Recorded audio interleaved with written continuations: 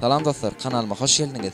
Yine men bu videoda öğren kızıklı temaların biri olan YouTube için video döredöňde en gowy video editor programmasını sizlere tanıştıracak ve ol programmada nädip en profesyonel görüşde videoları montaj etmekle görkezek.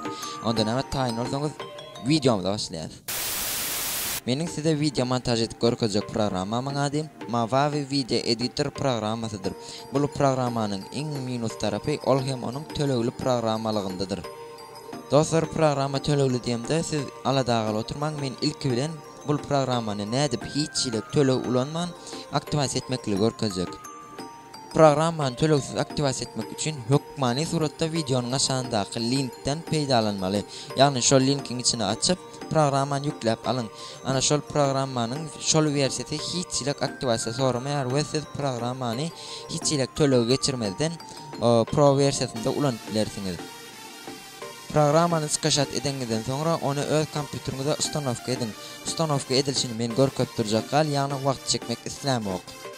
Onda näme taýin bolsaňyz, gelin ilk bilen biz öz programmamyzyň interfeýsi bilen tanışalyň. Programmanyň içini açanymyzda biz ýokarda görýäris, bärdäki panel upravlenia standartny görnüşindedir. Ýagny ähli programmalaryň hem işlerinde standartny panel upravlenia gelýär.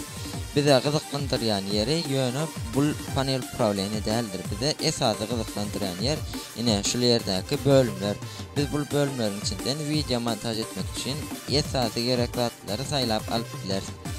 Biz ilk bilen bu başdan başlaýan bu ýerde faýllar ýerleşdirilendir. Ýagny biziň videoda ulanjak faýllarymyzyň ählisi şu ýerde saklanýar. Biz birinji bölümde import file diýilen knopkany görýäris we biz munyň içinden özümiziň gerek bolan zatlarymyzy alyp bilersiz. Ýagny zapis videosundan özümiziň kompýuterimiziň web kamerasyny işledip özümizi video alyp bilersiz. Başga-da zahvat ekran, ýagny özümiziň kompýuterimiziň ekranyny zapis edip alyp bilersiz. We başga-da zapis audio. Munyň içinden biz özümize iň esasy bolan zat bul hem özümiziň sesimizi ýazmakdyr. We ine şol ýerden biz özümiziň ol mikrofonumuzy saýlaýarys we öz sesimizi ýazyp alýarys. Načat zapis knopkasyna basýarys we öz sesimizi ýazyp başlaýar. Başga we bystra videoda tiz video. Bu kanwer bize gerekli däl, bize esasy gerekli zahvat ekran bilen zapis audio. We siz öz sesiňizi ýazyp alýaňyz, ýazyp almak üçin hem hiç kynçylyk ýok, özüňiziň mikrofonuňyzy saýlaýaňyz we bu ýerden načat zapis knopkasyna basýarys we aşagdan görýäris. Onha zapis gitdi we öz sesimizi ýazyp alanmadan soňra durdurýarys we özümize gerekli hatlar edip bilersiz. Ýagny ol öz sesimiziň üstüne 2 edek basýarys we ol öz sesiň ol nastroykalaryna gelýär.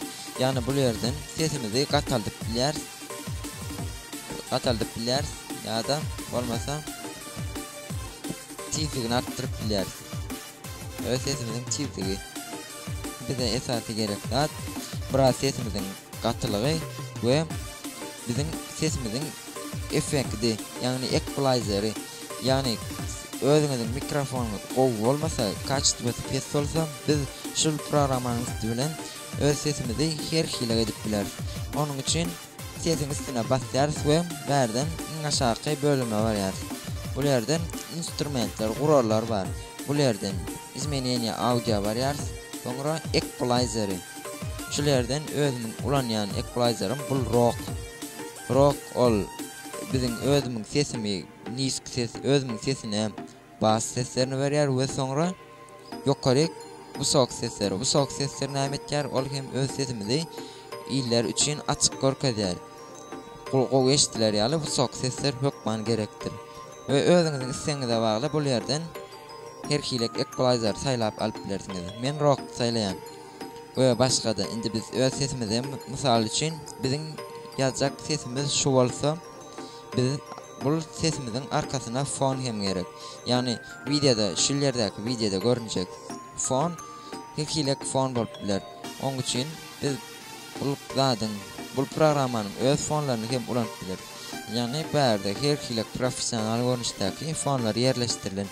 Ýöne biz bular halamasak özümüz ol igrawoy zatlary hem skaçat edip alyp bileriz. Авторский правасы degişli bolmadyk, her hilek video, her hilek ol zatlar bar. Näme her hilek fonlar bar, siz şolary internetten skaçat edip alyp bilersiňiz. Ýani men siz videolarymy gören bolsaňyz, meniň öňkü videolarymda hem şol hitman durandyr. We eger siz başga da fonlary özüňiz saýlap alyp bilersiňiz. We biz gelelim. Misal üçin men şu fony alyp goýdum. Has owadan bir hilek gelişikli.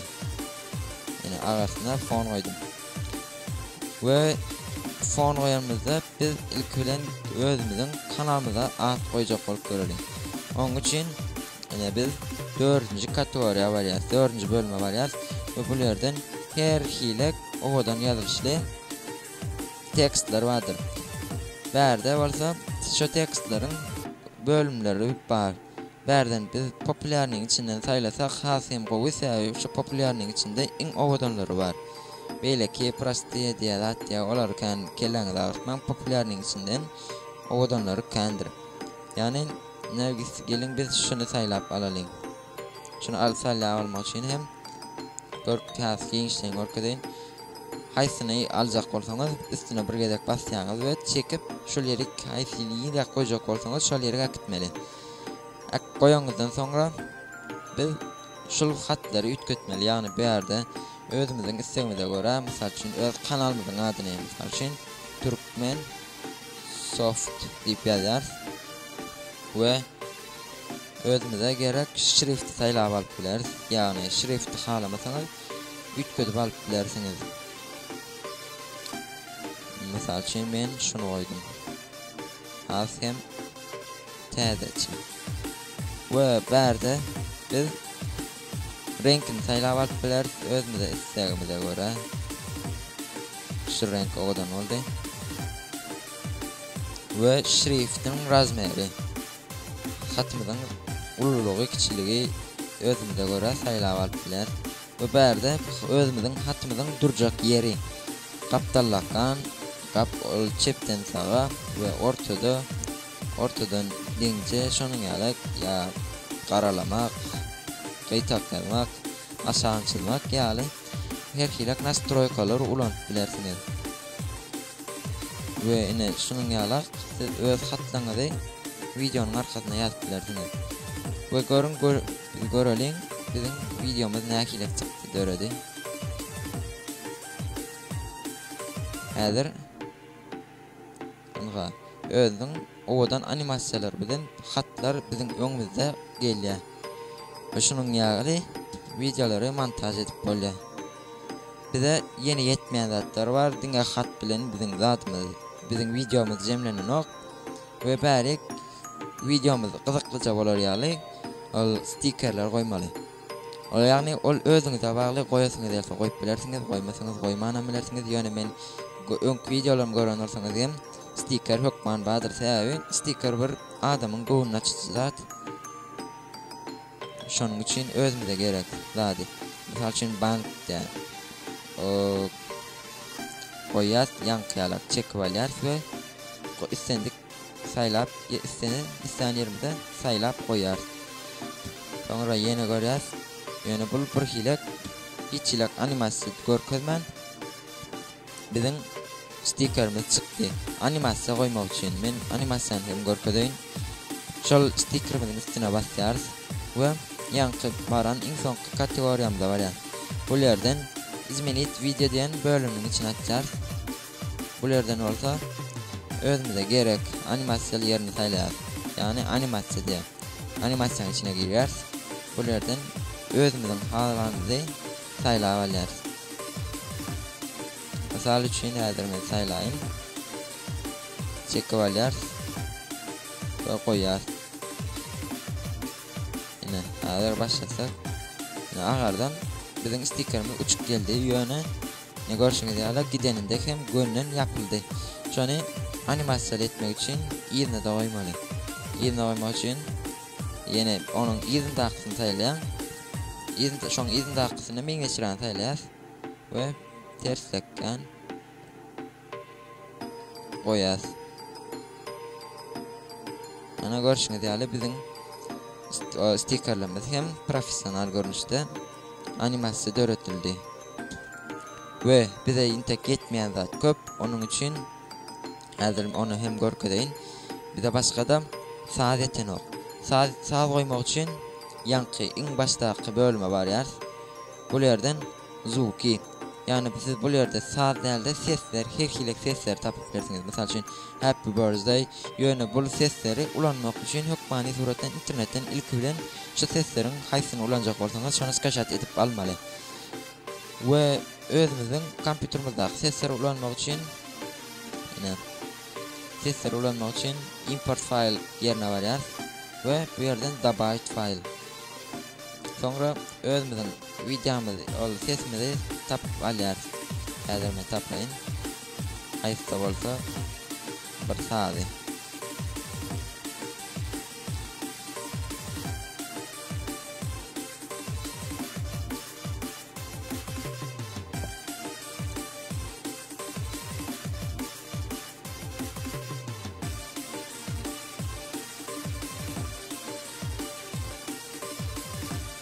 Anka men sağ alıp aldım. Sağlık programa da bayt ettim. Sonra biz öz videomuzda şul sağlığı koymak için yine sağlığımızı basıp saklayas ve özümüzün isteyen yerimize koyar. Men video sağlığı baştan aşağı baştan ağarak koyacak. Videomuza koyuldu ve eğer sizin sağlığınız ya uzun olsa ya da kıyıska olsa onu siz kesip ayırıp bilersiniz. Kesmek için özümüzün kursorumuzu özümüzün nir kesecek, sağlığın nirsini kesecek olsak şöyle ertiyers ve yine şu yerdeki kayçının üstüne basar. Kayçının üstüne basar, yine görseniz bizim sağlığımız kesildi ve gerekli yerini biz alıp koyup ayırıp bileriz. Sonra özümüzün zatımızı, sağlığımızı videomuz bilen denglep koyup bileriz. Ve başka da bize sağlığımızı katı olsa astartmalı. Onun için sağlığın üstüne 2 edek basarız ya da yine şul yukarılık aşağı duran strelkanı, duran linyanı aşağı yukarılık düşürüp özümüze gerek ol katılığı sayılap alacağız. Ve berdeki edil bizim sesdeki yalak nastroykolar hem var. Yani sazımızı çal temper bilir. Şonun ya nastroyko edip bilirsiniz. Onu siz özünüz düşünürsünüz. Men bilen. Ve başka bizim ilk bilen videomuz açılanda gönü açılsa bir hilek olur gödök bolda. Yani videonun başında bir hilek ol animasiya bilen perahot bilen videomuz açılsa has odan öyle. Mening en köp ulanýan perhodum yani ol zameşene diyebilem o kavam görmendim. Yani şu perhod alyas özümüze gerek perhodlar tapyar o adamlar var. Men popülerliği içinden şu 3-nji perhod alyan ve saklap özümüzün fonumuzun üstüne getirýär ve perhodun ol uzunluğunu yani köp wagt eğlenceligini şolardan çekip saza alıp bilýär. Neme şuraya alak görmüşte koydum ve videonun başından geçelim. Odan başladı bizim videomuz. Ve video kutorunda hem şonun yalak odan bir zat bilen perahot bilen kutorsa has odan gerçek böyle. Ve tam sonunda şonun yalak perahot ulanıp bilersiniz. Yine yank yalak perahot çekip alıp videonun nigirisine koyacak olsanız şonun üstüne varıp mişkanı koyuyor aymak kali. Ve görüyorsunuz tolkun şeklinde bizim videomuz gitti ve videoda tamam oldu. Yine şunun yagonuşta video hem perahot koyup böyle. Başka da berde bir giden perahotlar vardır. Yani şolan içinden o adamlar şu popülerliğin içindedir. Ahli zatta da popülerliği vardır. Ahli bölümde de. Şolan içinden popülerliğinde en köp olanlar ve en o adamlar şol yerde yerleştirilen. Ana şunun yagonuşta videonun arkasına fon ve fona da animasiya koyup bilersiz. Başka neme kaldı? Başka bize näme gerek? Pikirlenýän. Mesela üçin şunun ýalak hatlary näde ütgetmeli. Çekwalar, koyar. Ine bizim hatymyz videonun içine syganok. Sığdırmak için şöyle görýänsiňiz düşünüplidirem. Yani şonda da görkezýän. Jedip hatymyzy istendik uzunluğunda çekip alıp biler. Ve hatymyzyň üstüne 2 ýere basýar. Ne? Sonra tekst ýerine baryp şol zady hatlamyzy ütgedip alyp biler. Aýsyny ütgetjek bolsaňyz üstüne basýar. Mesela üçin Z'nin ýerine mesela üçün ýyly ýazyp biler. 2020 Başsan 2020 perfect intro diye intro yerine de Türkmensoft diýip ýazalyň. Hey, düşünüplidir. Men ýazgam oturmaýyn. Şunun ýalar ütgedip alyp bilerdiňiz, özüňize gerek soň şol ramkanyň içine sygarýa edip özüňiz alyp goýup bilerdiňiz çekip. Öň programy işlän bolsaňyz onda hökma bilendiňiz onu görüp oturmaly. Peýdasy ýok. Ve başga da şol programmada edip bolýanlar birden effektler vardır. Video döredäňizde siz ýüzüňizi kamerada telefonda alýan bolsaňyz onda ona effekt goýup biler. Yani effekt goýmak hiç ýakynda ikinci bölümde filtre effektler vardır. Şu effektlerin içinde herki oğudan effektler var. Özüňize geregini saýlamaly. Saýlamak için mesela için men näder şunun içinde saýlaýyn. O has oğudanjasyny kaptalyndan şeýle garalýa. Men şunu saýlap aldym we fonumyzyň üstüne basýar. Yani siz hem surat video alan zatyňyzy alýaňyz. Videomu saýlaýaňyz we üstüne çekip goýar. Sonra görelim videomuzda arkasında fon kaptalyny şeýle fon düşdi. We görşüňiz ýaly has hem videomuz paýlaşdy we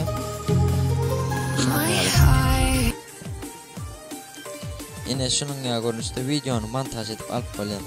Sonra misal üçin biz şu wagt kıskaça videonu montaj etdik. Indi bolsa biz onu gelin saxland edelim.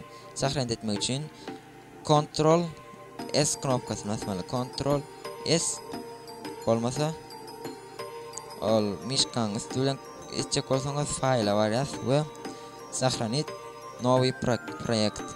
Ýa-da bolmasa saxlanit projekt desňiz bolýar. We men garýaç knopkalar koplanýan, şoň üçin Ctrl S knopkasyny basýan. We ine bärdak men öňki işlem proyektlam olar gyzykly däl, bize etmeli adyny ütgedip ütgetýär. Aýsta bolsa bir harf bilen adyny ütgetýär we saxlan knopkany basýar. Sonra biziň proyektimiz saxlan bolýar we biz onu soň hem üstünde işläp bilýär. Proyekti saxlan edemeden sonra ol bize diýmek video bolmady. Diňe onu proyekti saxlan etdik. Biz ýöne bu videomuzy hakyky original video görüşinde çykarmak üçin şu ýerdäki saxlan knopkanyň üstüne basýar. We ine gör biziň täze pencere açyldy. Bu ýerden özüňize gerek format saýlap alýarsyz. Men size maslahat berjek. MP4, MP4 formatyny saýlap almakly. Saýlap alýarsyz we bärden videomuzun boljak adyny görkezmeli. Misal üçin men videonun adyny ütgedip oturjakal. Şu adynda barsyn. We bu ýerden biz videomuzyň nirak saxlan etjek bolsak, şol ýerik saýlap alýarsyz we OK knopkasyna basýarsyz. Sonra bu ýerde kaçtı bu videomuzyň hile bolýar, ýagny durulugy, ýagny ýa bolmasa da kaçtısynyň pestligi, mutnulygy. Biz muny haroşyda goýarys, ýagny wysokda, luçda goýup oturanmyzyň hiç ile peýdasy ýok. Videomuz şol haroşyda saxlan etsek, ören köp megabayt alýar we ol biziň internetde ýüklejek bolsak köp wagtymyzy alýar. We biz diňe özümiziň wagtymyzy gidirýäris. Şonuň üçin videomyzyň megabaytını kiçeltmek için download knopkasına ve download knopkasına basasız ve bu yerden bu yerindeki nastroykalarını degmelde elde edince kaçtı şondaki regülatörü petelter.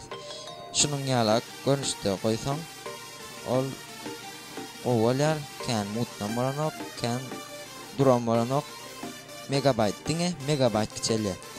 Men şunun şu yerdäki duruşy bilen şu yerdäkisiniň hiç tapawyny bilmedim dinge megabayt tapawy bar. Ve sonra OK knopkasyna basýarys ve start basýarys. Start batamyzdan sonra garaşar bizim proyektimiz MP4 formatyna öwrilýär we sonra biz onu YouTube'a zagruska edip bileriz. Yine dostlar bilşiniz ýaly men bugünkü videoda şomma bir video redaktör programmasynda video montaj etmeginiň her zatdan gysgaça azgyny sizlere tanıştyrdım we görkezdim. Egerde siz hasta ullakan videolary gowy kaçtybada döretjek bolsaňyz onda siz ol diňe özüňize bagly. Meniň şu eden zatlarymny diňe gaýtalap her hile görnüşde yetişdirip özüňiziň ukyňyzy artdyryp bilersiňiz we hasta kaçtybynny hasta ýokary hilli videolary siz döretip bilersiňiz. Videonyň hilini ýokarlandyrmak üçin ol esasy özüňize bagly. Siz näçe programmada köp işleseňiz we şonça siz programmanyň içindäki edip bolan zatlary köp öwrenерsiňiz. We şonuň ýagonyşdaky videolary has ýokary hilli siz döretip bilersiňiz.